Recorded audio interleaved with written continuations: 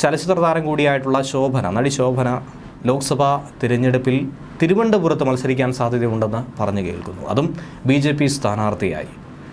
ഇതാണ് ഏറ്റവും കൗതുകകരമായി ഏവരും ഉറ്റുനോക്കുന്ന ഒരു വിഷയം. BJP സ്ഥാനാർത്ഥിയായി ശോഭന മാറുമോ എന്നുള്ളതാണ് ഏവരും ഉയർത്തുന്ന ചോദ്യം.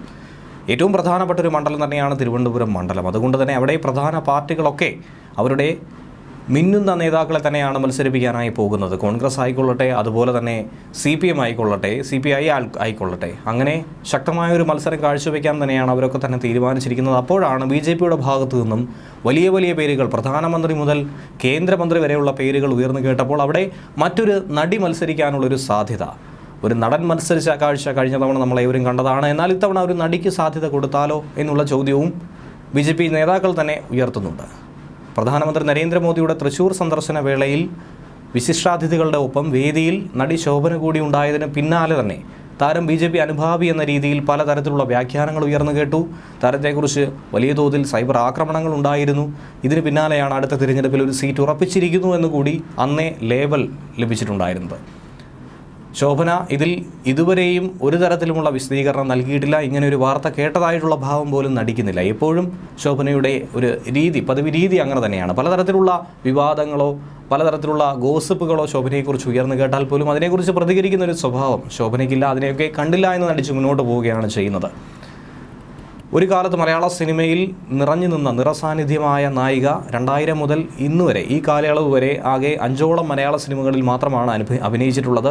അഭിനയ ജീവിതത്തിൽ നിന്നും ചെറിയൊരു ഇടവേള എടുത്ത് മാറി നിൽക്കുകയായിരുന്നു. അതിലേറ്റവും ഒടുവിൽ അഭിനയിച്ചതാകട്ടെ അനൂപ് സത്യൻ ആദ്യമായി സംവിധായകനായി എടുത്ത ചിത്രം, ദുൽഖർ സൽമാൻ നായകനായ ചിത്രം വരനെ ആവശ്യമുണ്ട് എന്ന ചിത്രത്തിലായിരുന്നു. അതിൽ നടനായി എത്തിയത് സുരേഷ് ഗോപി കൂടിയായിരുന്നു. സിനിമാ മേഖലയിൽ കുറച്ച് സൗഹൃദം മാത്രം കാത്തു സൂക്ഷിക്കുന്ന ശോഭനയെ ഇടയ്ക്ക് മാത്രമാണ് വാർത്തകളിൽ കാണാൻ സാധിക്കുന്നത്. അങ്ങനെ സുരേഷ് ഗോപി ഇത്തവണ തൃശ്ശൂരിൽ മത്സരിക്കുന്നു.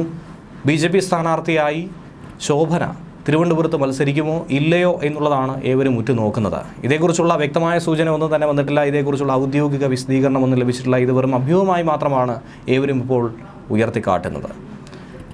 ഇനി ഈ അടുത്തായി പാർട്ടിയിൽ ചേർന്ന PC ജോർജും മകൻ ഷോൺ ജോർജും പത്തനംതിട്ടയിൽ മത്സരിച്ചേക്കാമെന്നുള്ളൊരു സാധ്യത ഉയർന്നു കേൾക്കുന്നുണ്ട്. കോഴിക്കോട് MT രമേശോ ശോഭാ സുരേന്ദ്രനോ പ്രഫുൽ കൃഷ്ണനോ ആയിരിക്കാമെന്നുള്ള ഒരു സൂചന ലഭിക്കുന്നുണ്ട്. ഇങ്ങനെ പല സ്ഥാനാർത്ഥികളെയും ഒന്നിലധികം മണ്ഡലങ്ങളിൽ പരിഗണിക്കുന്നുണ്ട്.